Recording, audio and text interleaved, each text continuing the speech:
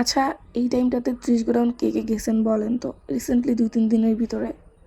আমি প্রায় আজকে ৬ থেকে ৭ মাস পরে ৩০ গ্রাউন্ড গেছিলাম। আমার তেমন একটা যাওয়াই পড়ে না ওইদিকে, মাঝে মধ্যে আসলে ফুচকা খাওয়ার জন্য যাই, কারণ ওখানকার ফুচকা আমার কাছে ভালো লাগে। তো আসসালামু আলাইকুম এভরিওয়ান, কী অবস্থা সবার? আশা করি আপনারা সবাই অনেক বেশি ভালো আছেন। কারো যদি আমার উপরে রাগ বা অভিমান থাকে তাহলে সব কিছু ভুলে গিয়ে ভিডিওটা পুরোটা দেখবেন। আমার ভার্সিটিতে আজকে কাজ ছিল, দ্যাটস ওয়াই আমি আজকে গেছিলাম। প্রায় অনেক দিন পরে গেছিলাম, ফাইনাল ইয়ার পরীক্ষার পরে আমার একদমই যাওয়া হয় নাই। আজকে একটা কাজ করার জন্য সকাল সকাল ঘুম থেকে উঠে নাস্তা করেই চলে গেছিলাম।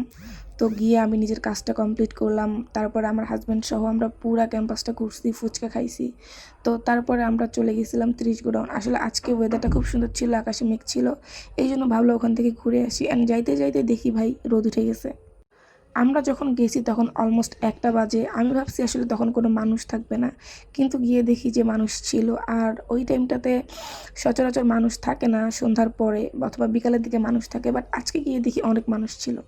আর এদের মধ্যে বেশিরভাগই কলেজ স্টুডেন্ট ছিল। তো যাই হোক, ওদের কাজ ওরা করুক, আমাদের কাজ আমরা করি। তো এরকম ওয়েদার দেখি ভিডিও না করে পারলাম না। আর লাস্ট টাইম যখন গেছি তখন এই রাস্তাটা ছিল না, বাট এবার গিয়ে দেখি রাস্তাটা হয়েছে। আর এই রাস্তাটার জন্য গোডাউনটা দেখতে আরও বেশি সুন্দর লাগতেছিল।